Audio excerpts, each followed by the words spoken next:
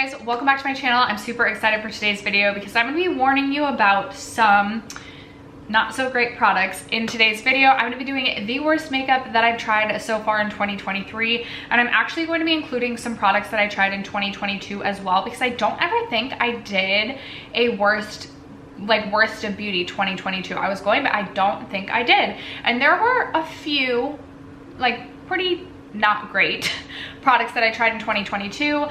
So to make my list a little bit longer and just have a little bit more to chat about in this video, we're gonna be talking about some products I tried last year as well that I would possibly encourage you to steer clear from. So if you're interested in hearing about the worst makeup so far of this year and last year, in my opinion, stay tuned. First, if you have yet to subscribe to my channel and you like project painting content or just chit-chatting about makeup, I'd love for you to consider subscribing before moving on. And other than that, let's jump into the video.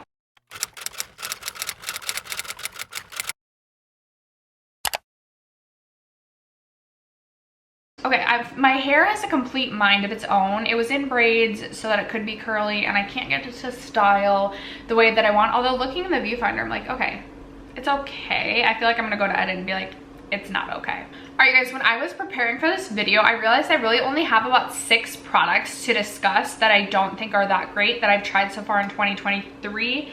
I'm not sure everything has necessarily released in 2023. Maybe it has. But I've tried it for the first time in 2023. So I had 6 products and I was like, ugh, that feels like not enough products to make a video about, because I like to chat, I like to ramble, I like longer videos. So then I was like, did I ever make a worst of beauty 2022? Because I tried some bad products last year. And so I went back on my YouTube channel, didn't necessarily see that. And then I started to go through like my makeup rehab description boxes from last year to see what I got in PR as well as what I purchased. And I have about 6 more products that I tried last year that I think are pretty crappy. So we're gonna get into it. There's quite a bit of primers that I have to discuss with you, but I'm gonna start with all the products from last year because many of these I no longer have in my collection. So before my computer sleeps on me, I can still read the screen. So starting off with a product I was certain I was going to love, but this did not work for me at all. It was the Eyebrow CC water cream. I love the Eyebrow CC cream. I think it is a phenomenal product. It is one of my absolute favorite products for a no makeup look. It's so easy to use. I literally could put it on without looking in the mirror and I would be confident that it would look like, as long as I smoothed everything out and got every inch of my face, it would just look like my complexion was smoothed out and I was good to go. So when I saw that they were releasing a water CC cream, I was really excited because I was like, ooh, this sounds like it'll be hydrating and even more lightweight or serum-like compared to the CC cream, which is like a thicker cream. So I got the CC cream, the water cream, and I don't even know how to describe this product. It was watery, but the way that the pigment beads burst with the water made for a really streaky application. And one thing that I love about the original CC cream is that it makes it look like you're not wearing makeup, but you are wearing makeup. But with the CC water, it looked like you had watery foundation settling into all fine lines on the face. It was a disaster. And so I used this I think 3 or 4 times before decluttering it out of my collection, because I was like, there's no way I'm gonna make this work for me. I'd rather just have the original CC cream. So that is my first terrible product that I personally tried last year. If you guys have tried the CC water and it works for you, would love to know or would love to hear about it down below, but that personally did not work for me. Ooh, I was so disappointed about this. My first product that I tried from About Face was their blush, and I was super excited about this product. To begin, I think I chose a blush shade that I thought was unique to my collection because I wanted to purchase a shade I didn't feel like I had, so it didn't feel like a wasteful purchase. But I wanted to purchase something from About Face because I absolutely love Halsey. I really want to purchase her eye paints or whatever, but I'm I never use products like that. Anyway, we're talking about the blush. It is a cream to powder blush. I think for me, it was the formula as well as the shade. I chose a shade that I didn't really have in my collection, but there was a reason for me not having that shade in my collection, you know? It's just not not a shade that, you know, is flattering for me, or a shade that I reach for in blush that frequently. So that, and then paired with, I just felt like it was a really weird texture, and it was kind of hard to apply. I didn't find a way that I best like to apply this blush. I felt like it just looked like, I don't know, like heavy on the cheeks, and it was more of a matte finish, which I prefer something with a little bit more of a glow. Didn't like the way that it set down, and it just overall just was not a product that was suited to me. So I did decide to declutter that as well. The Florence Lip Oil. I tried to put this, I think, in my Partners in Cream project pan, and I would come back for every single update and I would be like, oh my gosh, I am hate panning this. I put it on my lips, it dries my lips out, and then it sticks to my dry lip crusties but wears off everywhere else, so it looks like I have dry butthole lips. That is literally, it was the most unflattering situation I've ever had in a long time, at least, with a lip oil. It was so terrible, you guys. So finally, you guys were like, Steph, literally just stop. Don't try to use the lip oil. It's not working for you. You have so many other lip products in your collection. Just use something else. And so I did. I shouldn't have purchased the Florence Lip Oil because it was just a spur of the moment. I was just in Ulta and felt like spending money, and so I ended up purchasing it when I definitely didn't need to. But I was like, a lip oil is a safe buy, because honestly, what lip oil doesn't work? The Florence Lip Oil doesn't work. That's what lip oil doesn't work, okay? And I actually do, on that note, have another, I'm gonna just segue into the lip oil portion of today's video, because apparently a lot of lip oils can't work. This is just kind of a shout out. I actually think I got this in 2020, maybe 2020 or 2021, but I've been using it more, and I think I'm gonna end up decluttering it. I just kind of wanted to give a shout. I don't talk about products I don't like that frequently anymore, it feels like, at least. So I'm really gonna take the opportunity within this video to just roast some products. So this Clarins Lip Comfort Oil Shimmer, they ended up sending me their entire range, which I was super excited about. I love the Clarins Lip Oil. It is, I think, my favorite lip oil. I think, just considering all of the lip oils I tried, I'm pretty sure the Clarins Original Lip Oil is my favorite. It's so comfortable on the lips, so I was excited about this, but I was like, a shimmery lip oil isn't necessarily I'd rather just have a lip oil without shimmer, but I'll give it a try. And I've kept a couple around for a while. A lip oil just shouldn't have shimmer in it, because what is so nice about a lip oil is that it's usually thin, oily, and nourishing.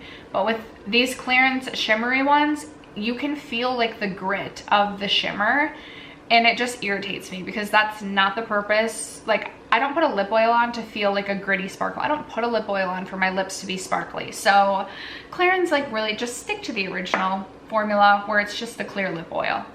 That's where it's at. It's not at it here. Another lip oil I purchased last year that I think is truly terrible. I literally, I don't want to say hate this, because I am trying, I've gone through, I really don't like it. I strongly dislike this product. It's the REM Beauty Pickin' Petals Lip Oil. So my hair keeps getting stuck on my lip. I'm sorry that I keep being that being said, there's more hair stuck to my lips. I feel like when I want to purchase something from a brand, if they have a lip oil, I'll purchase a lip oil, because it feels like a safe buy, or it has felt like a safe buy to me, because again, who doesn't like a lip oil? But I keep getting burned by these lip oil purchases. So this is from, as I mentioned, REM Beauty. The applicator on this, I feel like they were trying to be unique. It has this ball on it. I don't know if it's supposed to be cooling. I don't really know the purpose of the ball. I'm gonna just put some of this on super sloppily right now, just so I can try and get more use out of it, because I'm trying to finish this up. I would like to finish this up in June, honestly, so I can have this. I'm trying to finish up 5 lip products so that I can be out of the negative in my lip bank, part of my makeup rehab series. But this does feel like a lip oil consistency. It's really thin, like a lip oil. The ball is just really, the applicator is really annoying, but this dries my lips out. This absolutely does dry my lips out, because I've used this as my only lip product to test that theory on a number of occasions, and every time this is my car gloss or car lip product, my lips are dry by the time I get home from wherever I'm driving from. So would not recommend this one from REM. I thought that was a terrible one, but alas, I'm gonna finish that one. Mark my words. Also, there's a lot of product in this. I feel like I've been trying to finish that for ages now. And then the last lip oil that I want to complain about, and this isn't a bad product, but to me this is more of a gloss than an actual lip oil. It's the NYX Fat Lip Drip Oil. I was so excited when these were releasing because I just felt like the packaging with being like a more of like a fat tube was going to be similar to the Florence Lip Oil, which is also in like a larger tube like this. So I was like, perfect, a drugstore dupe for the Florence Lip Oil, which is my favorite, such a good lip oil, but also very expensive. So I purchased 2 of these, and this is just like sticky like a gloss. Like it's like a gloss. In fact, this was what was on my lips when I started filming. I'm gonna just keep layering on all the lip products. This one is in the shade Supermodel. It's stickier than like a lip oil consistency should be, in my opinion, and it just feels more like a gloss. So like I wish they would have just marketed this as a gloss. I probably wouldn't have bought it if it was marketed as a gloss, but then at least I wouldn't have felt like I got duped, you know? So for me, it's not my favorite. I think it's a fine lip, I think it's a fine lip gloss. Lip oil, not so much. Wouldn't and won't be repurchasing anymore in the future. Again, not because it's a bad product, but there's like, I like other glosses more than I like that as a gloss, and that's not a lip oil. I don't like it as a lip oil, so yeah. I have 2 products left to talk about that I purchased last year, one of them being the NYX Thick It Stick It. So many people rave about this product and love it, so I was super excited to try it, but I just found I didn't love the applicator. The applicator felt like it was too large to like be as precise as I like to be in my brows, and I felt like the product itself was just like more thick and gloopy. I mean, it is the Thick It Stick It, so like I'm not gonna like dock points for that, and many people love this product, so there definitely is an audience for it. But for me personally, I was not a fan. I actually ended up decluttering that product because I did not feel like I could make that work. I thought I had it sitting in front of me, but I don't. I love the NYX brow glue. I do love that, but the Thick It Stick It just wasn't for me. Okay, the last bad product from 2022 I have to talk about, I do still have in my collection. It is the Refi face primer, which I just saw Kelly Gooch talking about this in like a viral products video. So is this viral on TikTok? I do not watch like makeup or beauty TikTok. In fact, I try and stay off of the TikTok app because when I do enter the TikTok, I'm trapped there for hours and I can't get out. I guess I'm a little bit surprised if this is a viral product. I was so excited about this when this released. I hadn't purchased a new primer in quite some time. I used to love testing primers, and I thought this was so interesting because it has this like roller applicator. So you literally like roll it onto your face. I feel like that's a little bit gimmicky, and then it's supposed to glow and sculpt. I mean, it definitely does give somewhat of a glow. I don't feel like it sculpts my face by any means, and I don't feel like it has much of like a tack or like a real glow to it that like would salvage it in other like priming ways. It's just like a wet liquid that I'm putting onto my face, and I guess maybe that moisturizes my skin, but this was an expensive product and I truly do not think it is worth it at all. I was really disappointed because I was so excited to purchase this product, but I don't think it does anything for priming personally. And then we're just gonna stick with primers because actually I do have another product that I purchased last year that's a primer that I think is so bad, and this is so disappointing. It's the Nabla Angel Aurora Radiant Plumping Primer. You guys know I love Nabla so much, so when I saw Nabla was releasing a primer, I was so excited. I love to try new primers, and it was a radiant plumping primer. Like, that sounds awesome. Like, I'm gonna have a radiant plump skin. This is like gold, so it comes out and it looks like this pink golden situation. Ooh, it's been a bit since I've used mine because there's like some chunky bits in it. It ends up being like this golden, almost like glittery. Now that I'm like putting it on, I'm like, oh, that's actually really pretty. This golden glittery situation where it, like, now I'm like, okay, do I need to try this again? I really didn't like, I've come back to this product a couple times hoping to like it. I didn't love the glow that it gave. It felt like it was too golden for me and my complexion. And then it just feels, yeah, it does feel like heavy and distracting on the skin. Like, it feels heavy and oily, and I just feel like, and sticky, like not in a priming sticky way, like you just ran a marathon, which I would literally never do, so I don't want to feel that way. I mean, if you run a marathon, that's amazing, but like me running more than more than a half mile, no, I'll pass. It feels like you literally just ran a marathon and you're so sweaty that like your shirt is like sticking to you. That's how it feels. It's so distracting. Like touching my hand here, it actually kind of like ugh. I do want to finish this off because so help me, I usually can find a way to make a primer work, and I'm gonna try and do that with that. But that does bring me to 2 more primers that I purchased this year that I was so excited about that I think are not great. The first being the Undone Beauty Illuminating Primer Oil. I was super excited about this as well because it was a clear primer and it said illuminating and a primer oil. I was like, ooh, my dry skin is going to love that. It also has this interesting applicator, which does feel cooling on the face as you're putting it on, but also a little bit gimmicky.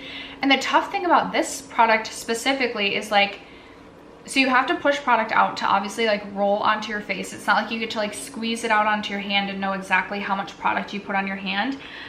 And I'm telling you, this is the oiliest, glowy oily situation ever. Like the smallest amount goes the longest way. I took a picture and it doesn't even do it justice of how oily and just like wet and oily this, like my skin looked after putting this on.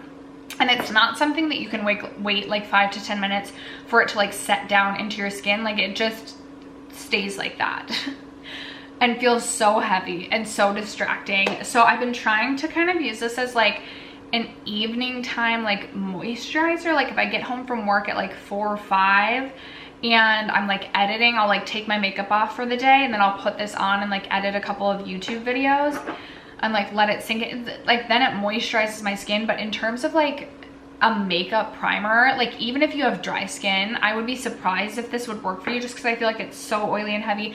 I feel like any products that you would put on top could potentially like break up and just be a bad situation. So that is not a good primer in my opinion. And then I was also just so incredibly disappointed in the Peter Thomas Roth Instant Firm No Filter Primer because this pills so badly. It does feel truly firming on the skin. Like I can feel my skin feeling tighter, but just about any time I put this on top of any skincare or I put other products on top that just don't mix well with this, which is just about every product, it feels like this pills. And it's not a situation where like it pills a little bit and you can kind of like brush it off. Like it pills badly. So super disappointing. I'm trying to make this work because again, I spent a lot of money on it. I don't want to not use this, but it is difficult based on how much the pilling situation is. We can move on to a foundation that was so disappointing, but the Makeup by Mario foundation, I can't remember if I purchased this at the end of last year, but I believe I started testing it this year. First of all, I bought a shade that was just too light for me. Even at my fairest, I feel like this is pretty light, which when that happens already, I feel like the foundation is at a disadvantage because when a foundation is too light, I feel like it just highlights and emphasizes anything about my face that I don't like. But I thought this was going to be like the most beautiful natural skin-like finish with like a hint of a glow. And I just feel like this accentuates every pore, every fine line, every dry patch, every flaw about my face, and I just do not like it. I've tried mixing this with other foundations and I don't like the way that this one mixes, and I was just so disappointed. The finish was not what I was expecting, and it's just not a flattering foundation, at least on me and my what feels like very aging, even though I feel like I'm being over dramatic. Just my preferences have definitely changed with foundation, and this is not one that suits my preferences at the current moment. I'm not sure if you had oily skin, maybe you would like this, just because I feel like it is a little bit more drying on the skin. I don't know, maybe. Let us know if you have oily skin and you like the Makeup by Mario foundation. All right, 2 products left to talk about. This NARS powder makes me so sad because you guys know lately I just like to buy anything NARS, although I will say I have had things from NARS that I absolutely love, but I also have had some real duds from NARS. A lot of NARS foundations just do not work for me, and this NARS powder just does not work for me. It's the translucent crystal light reflecting setting powder. This, first of all, like it's the most firmly pressed powder ever. I feel like I really have to scrape in there to get any sort of powder on the skin, and it just ends up looking like really dry and kind of patchy. Like I feel like it makes a foundation that's like smooth on my skin look patchy just because of the way the powder like clings to certain parts of my face but like not other parts. I don't know, it's a very bizarre situation. I've tried this underneath the eyes. I don't love it underneath the eyes. I don't like it as a finishing powder, as a setting powder. I don't like it as a powder in general. I just thought it was honestly truly terrible, and it makes me really sad that I spent my money on this. I will end up decluttering this. So, and then the final product was also another huge letdown. I really thought I was gonna love this, but the Lawless Lavendar One eyeshadow palette was really bad. And I feel like this is, I've had really good luck with Lawless palettes with the exception of the large Lawless, the one palette, like the large one, I wasn't a fan of. Every other palette I've owned from Lawless, I've really enjoyed. And I was so excited to see she was coming out with a lavender palette because nothing gets me more than like a lavender or a periwinkle, especially when this released in the springtime. So I was so excited about this. I loved that there were 3 shimmers in this smaller palette because I love the Lawless shimmer formula. First of all, like this shade right here is inexcusably bad. Like I just feel like we've come so far in this day and age that like a shadow this that blends this patchy and just this is an inexcusable shade. These two are fine. These two I actually like. This shade I actually like. This one I also felt like blended pretty patchily and I was just pretty unimpressed with.